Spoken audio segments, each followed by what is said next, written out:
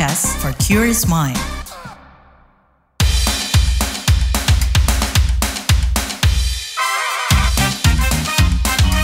Kamu lagi dengerin podcast What's Trending. Halo semuanya, ketemu lagi di What's Trending. Masih bareng saya, Lea Baneza. Kali ini Lea mau bahas sekolah swasta di Jakarta gratis perlu sosialisasi. Nah, kepada media, Ketua DPRD DKI Jakarta Khoirudin telah mengonfirmasi sekolah gratis untuk negeri swasta mulai Juli 2025.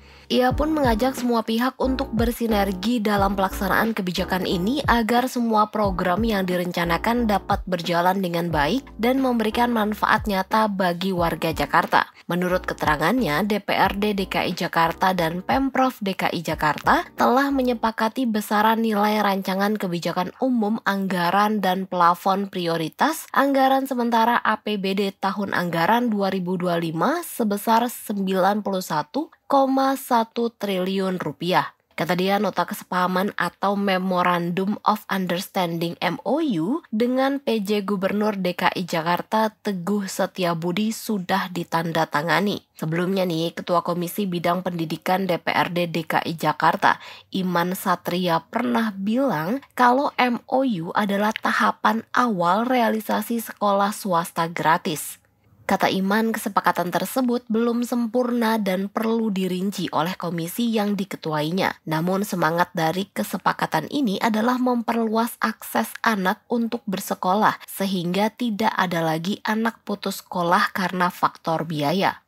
Nah, kalau dari data Kemendikbudristek tahun ajaran 2024-2025, di seluruh DKI Jakarta menyebut ada 927 SD swasta, 293 SMP swasta, 388 SMA swasta, dan 486 SMK swasta. Kabar ini pun jadi perbincangan di masyarakat. Sebagian masih mempertanyakan nih kejelasan dari program tersebut. Apakah semua sekolah swasta di Jakarta tanpa terkecuali bisa menerima murid secara gratis? Kita bahas lebih lanjut soal ini, tapi kita dengerin dulu ya komen netizen plus 62.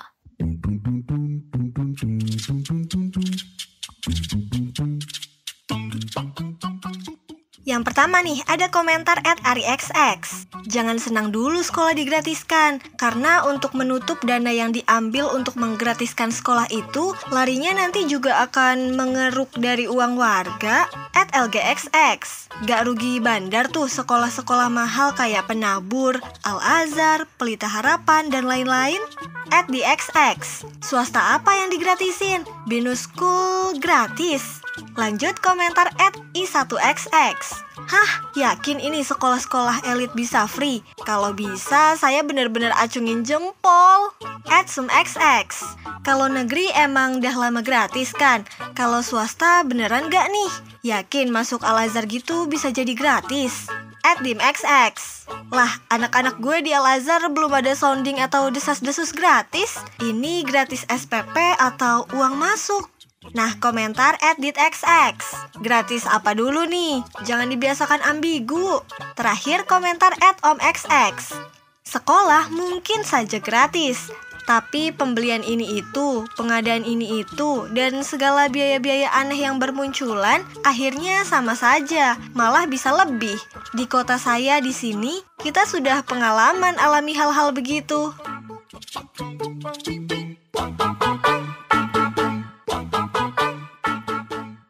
Saat rapat paripurna DPRD Provinsi DKI Jakarta 1 November 2024, anggota DPRD DKI Jakarta fraksi Golkar, Ramli Muhammad, berharap KJP tidak dihapus saat program sekolah swasta gratis berjalan. Menurutnya, persoalan anak sekolah bukan hanya sekedar biaya sekolah, tapi KJP bisa membantu untuk menyambung hidup masyarakat di DKI. Kami ingin sampaikan bahwa penerapan tentang sekolah gratis akan dimulai 2025 bulan 6. Pada saat diterapkan itu, apakah KJP-nya dihilangkan atau tetap ada?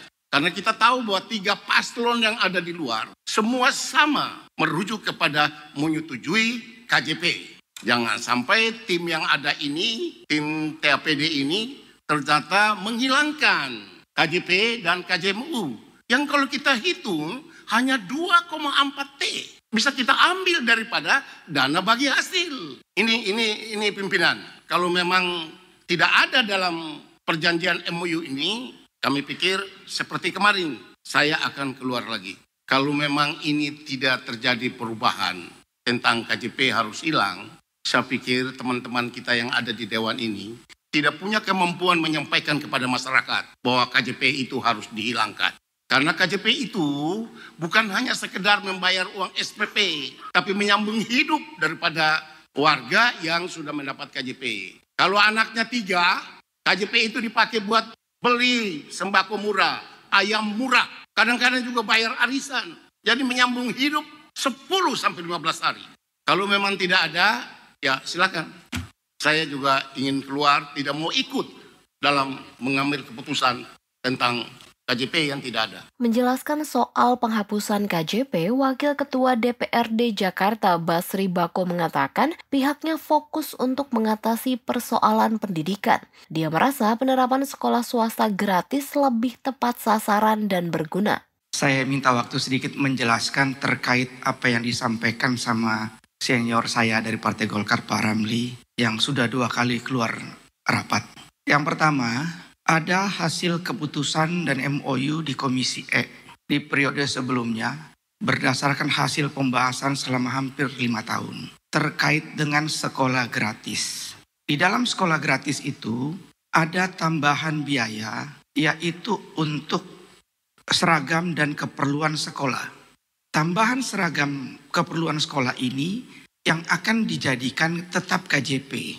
Saya perlu terangkan buat teman-teman semua karena belum tentu semua paham yang ada di Komisi E. KJP selama ini bermasalah terus, tidak adil, tidak merata, tidak tepat sasaran. Dan akan berlanjut terus sampai kiamat kalau tidak ada sistem baru yang akan kita terapkan. Berdasarkan diskusi panjang dengan konsultan dan lain-lain, sehingga kita putuskan sekolah gratis. Jadi semua sekolah gratis negeri maupun swasta. Selama anak itu sekolah, maka dia bisa sekolah tanpa harus keluar biaya. Ada tambahan biaya bagi semua yang sekolah, yaitu bantuan seragam sekolah, untuk beli sepatu sekolah, untuk beli topi sekolah, untuk beli buku-buku sekolah. Dananya di mana? Dananya dimasukkan ke kartu yang akan jadi kartu KJP. Kartu KJP. KJP adalah Kartu Jakarta Pintar. Maka semua dana yang masuk ke situ harus ada kaitannya dengan pintar.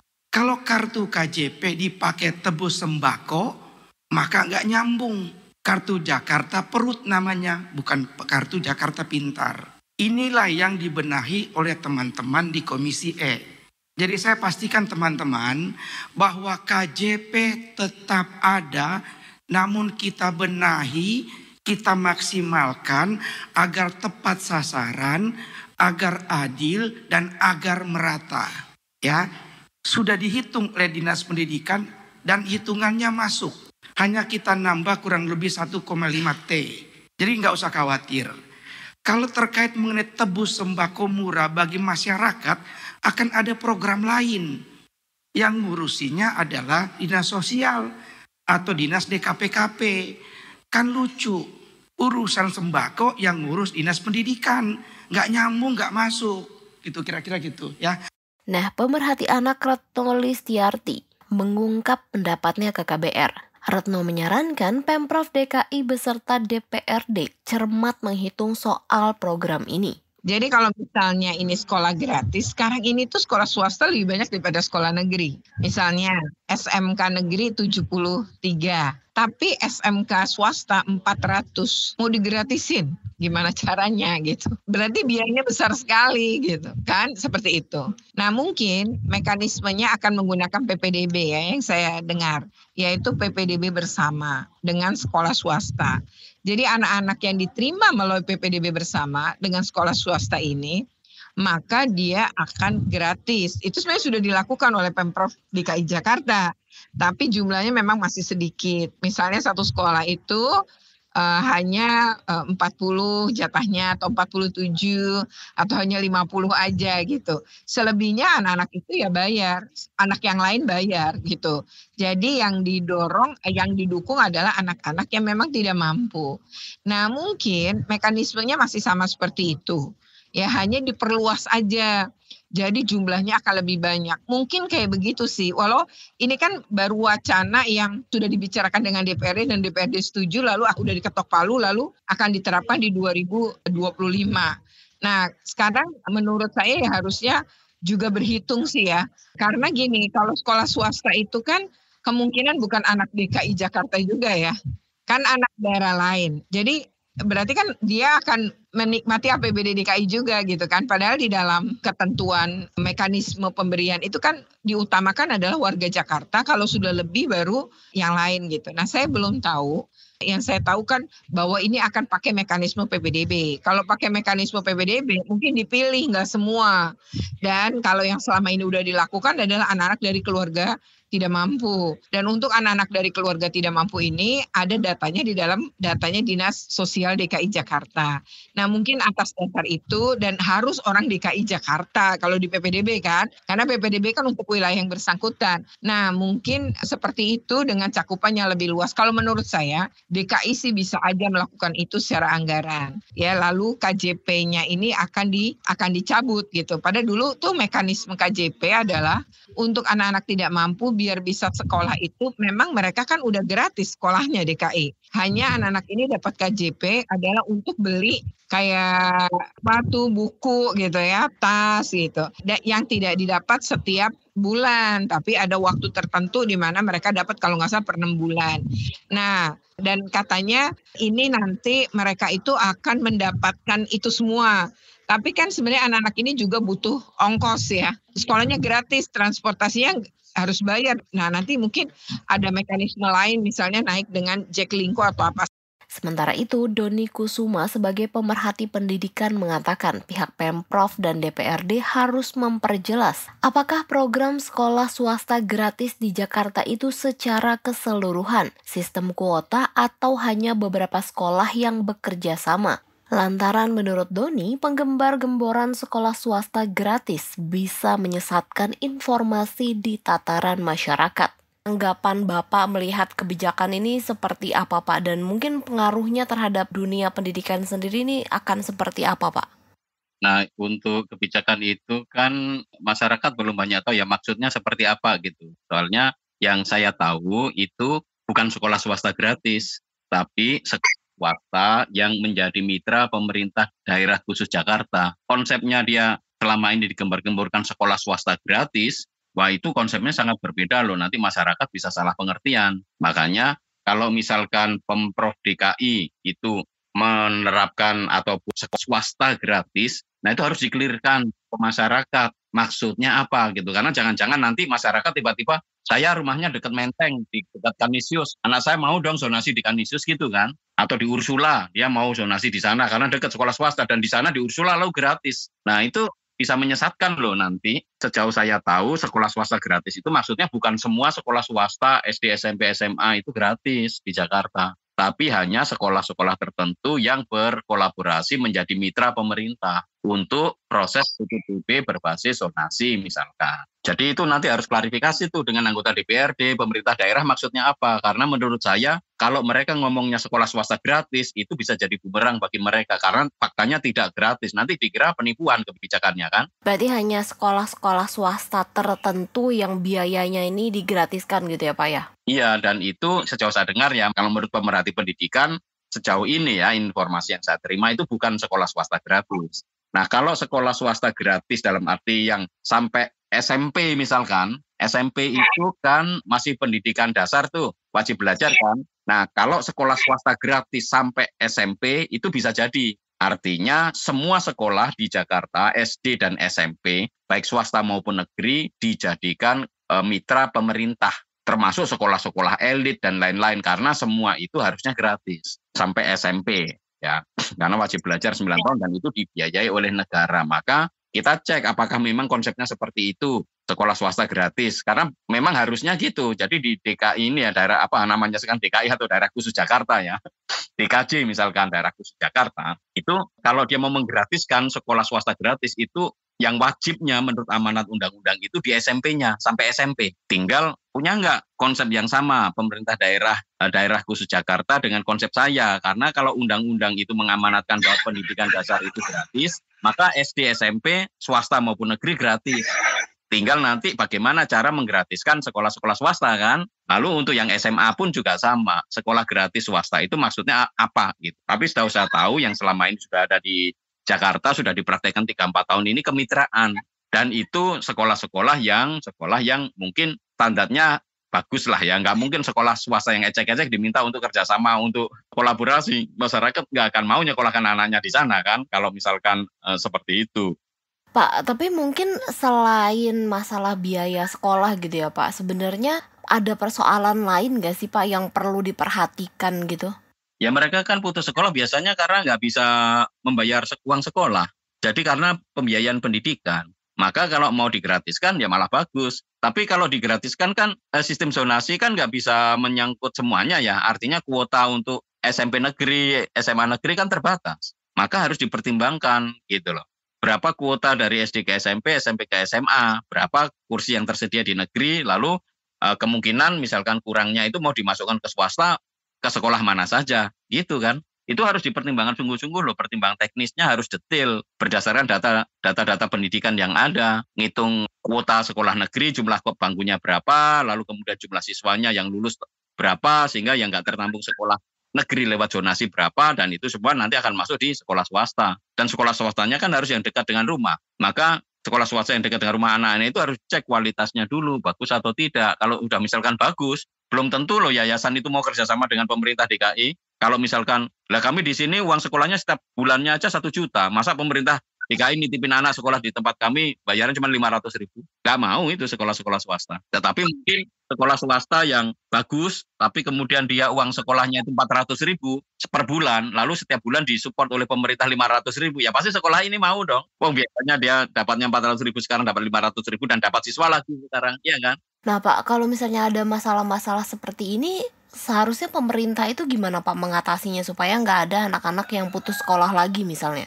Ya caranya pemerintah harus dengan data dong. Dari SD ke SMP berapa yang lulus ya kan. Lalu kemudian yang lulus itu tertampung di sekolah negeri berapa persen ya kan. Sisanya itu ada di sekolah swasta kan harusnya. Kalau nggak dikasih peluang untuk sekolah swasta gratis, ya anak-anak ini pasti akan putus sekolah. Karena nggak bisa bayar. Itu aja sebenarnya prinsipnya sederhana. Nah tinggal pemerintah gimana hitung-hitungannya. Bisa nggak mereka pakai data-datanya lalu kemudian didiskusikan dengan Bapeda, dengan DPRD. Oke. Rata-rata kita minta misalkan untuk anak di Jakarta 1 bulannya 1 juta. Tinggal aja dikalikan anggarannya, dirapatkan di DPR, diketok, dicairkan. Maka anak-anak akan sekolah gratis tuh. Pak, tapi kalau masalah seperti mungkin buku, seragam, dan biaya-biaya lainnya nih masih jadi soal nggak sih Pak dan memberatkan wali murid misalnya? Ya masih, karena kan itu hanya uang sekolah aja. Kalau kamu ke sekolah swasta, uang sekolah udah termasuk uang buku nggak, transport, uang saku, kan enggak. Makanya di situ di covernya dengan KJP Plus itu. Waktu itu kan ada wacana KJP mau dihilangkan karena sudah sekolah gratis kan. Itu kan 2 hal yang berbeda. Maka KJP tetap harus ada karena KJP itu untuk kebutuhan pribadi anak-anak. Misalkan beli sepatu, beli baju. Dan nanti misalkan anak digratiskan di sekolah swasta. Harus beli seragam. Siapa yang biayain? Kan 600.000 misalkan 1 bulan itu untuk uang sekolah aja. Itu maksudnya. Jadi kan ada masalah anak-anak ini untuk kebutuhan pribadinya bagaimana di-support ya. Untuk anak-anak dari keluarga miskin, dia dapat KJP Plus. Tapi kalau anak dari keluarga mampu, ya biar keluarganya kan difasilitasi, sekolahnya gratis, nggak bayar. Tinggal masa beli buku dan lainnya, orang tuanya nggak mau modal gitu kan. Tapi kalau untuk yang miskin, ya wajib pemerintah hadir. Karena kalau nggak, dia di sekolah swasta pun akhirnya nggak efektif belajarnya, karena nggak ada sarana-prasarananya. Pak, tapi kebijakan ini tuh ada implikasinya nggak sih Pak ke sekolah swastanya dan negeri itu? Ya pasti ada implikasinya dong. Sekolah swasta kalau sudah bekerja sama dengan pemerintah harus wajib menerima anak ini dan mendidik dengan baik toh. Itu. Jadi pasti berimplikasi dan sekolah swasta lebih banyak untungnya di sini karena dia dapat murid biasanya kosong ya kan. Itu. Lah untuk sekolah negeri ya dia tetap sama. Sekolah negeri kan kuota terbatas. Sekolah negeri tetap akan dapat siswa jelas. Tetapi membantu sekolah-sekolah swasta gitu. Nah, tetapi yang jadi masalah kan nanti ada sekolah swasta yang kualitasnya itu di bawah grade, misalkan di bawah akreditasi B. Dia tidak terakreditasi atau akreditasi C. Nah, yang seperti ini harusnya nanti kalau dia posisinya strategis, di situ membutuhkan kemitraan, maka pemerintah Jakarta bisa membantu sekolah-sekolah ini pengembangannya, melengkapi laboratorium, perpustakaan, pengembangan gurunya, sehingga sekolah ini diakreditasi bisa A, itu kan. Kalau udah A, dia bisa jadi mitra pemerintah Jakarta, gitu. Nggak perlu pemerintah Jakarta itu bangun sekolah baru yang biayanya sangat mahal. Sekolah swasta itu kan udah punya tanah, punya gedung, punya guru, ya kan? Kan tinggal dibantu saja, dan itu biayanya nggak begitu besar. Untuk pengembangan laboratorium, guru-gurunya kalau nggak berkualitas dikasih pelatihan-pelatihan oleh pemerintah Jakarta, gitu. Dan itu memang tugas pemerintah daerah itu. Dalam Undang-Undang Otonomi Daerah kan kayak gitu, yang selama ini nggak banyak dilakukan. Pak, perlu nggak sih Pak sebenarnya kebijakan ini tuh jadi contoh mungkin buat daerah-daerah lain? Oh iya, perlu banget gitu. Tapi pemerintah daerah lain kan belum tentu punya kekayaan kayak di Jakarta kan? Belum mampu ya Pak ya? Ya belum tentu mampu dong. Bahkan ada yang PAD-nya aja kecil. Jakarta PAD-nya besar, bisa menganggarkan sekolah gratis. PAD yang lain kan nggak bisa. Maka kalau misalkan pemerintah daerah yang lain mau membuat model gini dan ternyata dari sisi PAD itu tidak memungkinkan, dia kan bisa minta bantuan ke pemerintah pusat. Sehingga nanti disepot dana dari pusat. Sehingga semua anak di Indonesia itu sekolah. Pak, kalau terkait dengan pungutan-pungutan liar gitu Pak, mungkin nggak sih Pak baik di sekolah swasta yang mungkin nantinya akan gratis dan sekolah-sekolah negeri ini masih ada Pak persoalan pungutan liar? Ya itu pasti akan tetap ada pungli kan. Tetapi kan harus diatur. Mereka yang sekolahnya dipungli harus dikasih sanksi. Kan itu masuk di dalam MOU nanti harusnya. Kalau kerjasama dengan pemerintah, sekolah ini nggak boleh pungli. Maka MOU-nya harus jelas. Untuk yang ini yang di-cover untuk anak-anak itu hanya biaya sekolah saja misalkan. Jadi satu itu udah termasuk ekstrakurikuler dan lain-lain. Tetapi mungkin bukan hal-hal yang lain gitu kan. Jadi harus jelas di MOU-nya. Nah pungli itu harus ditegaskan. Nggak boleh ada pungli lagi. Di Surabaya kan pernah ada kayak gitu. Bu Risma udah nyekolahkan anak-anaknya yang nggak lolos sekolah negeri di sekolah swasta. Udah dikasih beasiswa modelnya kan. Tapi kemudian sekolah swasta ini nagih lagi. Minta dana lagi dari anak itu. Nah, maka kemudian Bu Risma marah kan, maka dicabut anak-anak ini dikembalikan ditaruh di sekolah negeri yang mungkin masih ada tempat disisip-sisipkan gitu. Sekolah ini sekolah swasta lalu nggak jadi mitra lagi karena dia melanggar aturan. Oke, baik Pak Doni, terima kasih banyak ya Pak. Ya, jadi konsepnya kayak gitu ya Lea ya.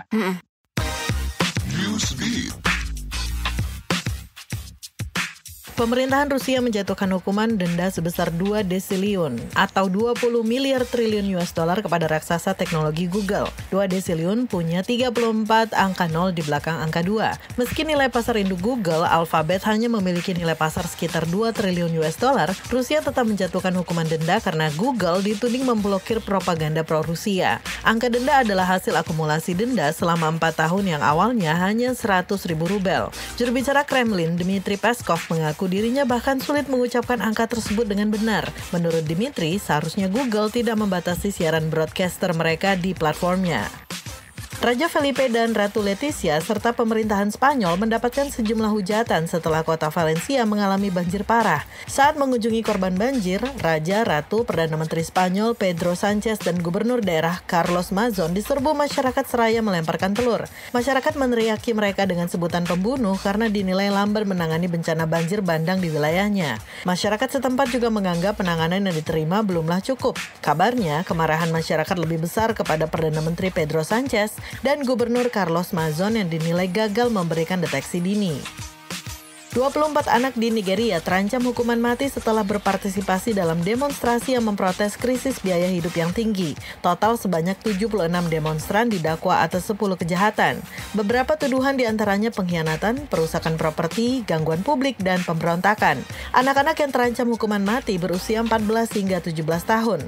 4 anak ada yang pingsan di pengadilan karena kelelahan dan belum sempat mengajukan pembelaan. Selama beberapa bulan belakangan, gelombang protes dan kekecewaan marak di Nigeria. Pada Agustus 2024, setidaknya 20 orang ditembak mati dan ratusan lainnya ditangkap. Namun, hukuman mati terhadap anak-anak memantik protes dari banyak pihak, di mana negara harusnya mendidik anak-anak tersebut, bukannya menghukum mati dan menahan anak-anak tanpa makan.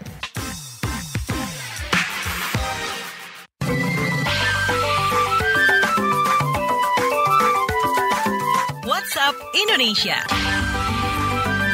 WhatsApp Indonesia, kita mulai dari Jakarta. PSSI memperkenalkan Garuda ID sebagai sistem baru pembelian tiket pertandingan Timnas Indonesia. Sistem ini digadang-gadang mampu meningkatkan keamanan dan ketertiban di stadion. Melalui Garuda ID, setiap supporter wajib membuat akun menggunakan data KTP dan verifikasi wajah sebelum bisa membeli tiket. Langkah ini diambil setelah evaluasi laga melawan Australia pada September lalu, di mana ditemukan sejumlah masalah terkait pengelolaan penonton dan tiket. Exco PSSI Arya Sinulinga menjelaskan Garuda ID memungkinkan PSSI melacak penonton yang melakukan pelanggaran seperti merokok atau mengganggu penonton lain. Meski menghadapi kendala teknis pada awal peluncurannya, semisal sistem keamanan Google yang menganggap verifikasi massal sebagai spam, Arya mengklaim akan terus memperbaiki sistem. Hingga saat ini, sekitar 24.000 supporter telah terverifikasi menggunakan Garuda ID dan PSSI berjanji menyempurnakan sistem ini guna memastikan keamanan dan kenyamanan bersama. Selanjutnya ke Sukabumi, Jawa Barat. GS, konten kreator asal Kampung Margasari, Kabupaten Sukabumi, ditahan di sel Mapolres Sukabumi setelah ditetapkan sebagai tersangka atas dugaan promosi situs judi daring melalui akun TikTok pribadinya. Pria yang dikenal dengan gaya joget patuk ayam dan teriakan beras habis live solusinya ini dijemput polisi di rumahnya di Desa Bojonggembar, Cikembar. GS menjalani pemeriksaan intensif di unit tindak pidana tertentu Satreskrim Polres Sukabumi. Kapolres Sukabumi AKBP Samian mengonfirmasi penahanan ini yang bertujuan pengembangan kasus dan mencegah tersangka melarikan diri atau menghilangkan barang bukti. Padahal sebelumnya GS sempat membantah keterlibatannya dengan situs judi daring manapun. Terakhir mampir ke Rembang, Jawa Tengah. Ratusan warga Kabupaten Rembang, terutama anak-anak, terkena penyakit gondongan. Gondongan adalah penyakit menular yang disebabkan infeksi virus. Merespon situasi tersebut, Kepala Dinas Kesehatan Kabupaten Rembang, Ali Syofi, mengimbau masyarakat tidak panik karena gondongan dapat sembuh sendiri. Ia menyarankan masyarakat tetap tenang jika ada anggota keluarga terinfeksi penyakit gondongan. Gejala gondongan meliputi pembengkakan kelenjar ludah di pipi, sakit kepala, demam, nyeri perut, mulut kering, penurunan nafsu makan, nyeri saat menelan dan mudah lelah. Penyakit ini biasanya sembuh dalam waktu 7 hingga 15 hari. Ali meminta masyarakat segera memeriksakan diri ke fasilitas kesehatan jika mengalami gejala-gejala seperti itu. Pemeriksaan lanjutan perlu dilakukan guna memastikan tidak ada komplikasi lain. Penularan penyakit gondongan dapat terjadi melalui lendir dari percikan saat penderita batuk, bersin atau berbicara, serta kontak langsung seperti berciuman. Untuk mencegah penularan, hindari berbagai alat makan dan minum dengan penderita, serta mencuci tangan sebelum menyentuh hidung atau mulut. Berdasarkan data Dinas Kesehatan Kabupaten Rembang, selama Oktober 2024, tercatat ada 621 kasus gondongan. Demikian WhatsApp Indonesia hari ini. Terima kasih ya sudah mendengarkan What's Trending. Jangan lupa nih terus dengarkan podcast What's Trending di kbrprime.id dan aplikasi mendengarkan podcast lainnya. Lea Vanessa mau pamit dulu. Stay safe and happy. Bye-bye. Kamu lagi dengerin podcast What's Trending.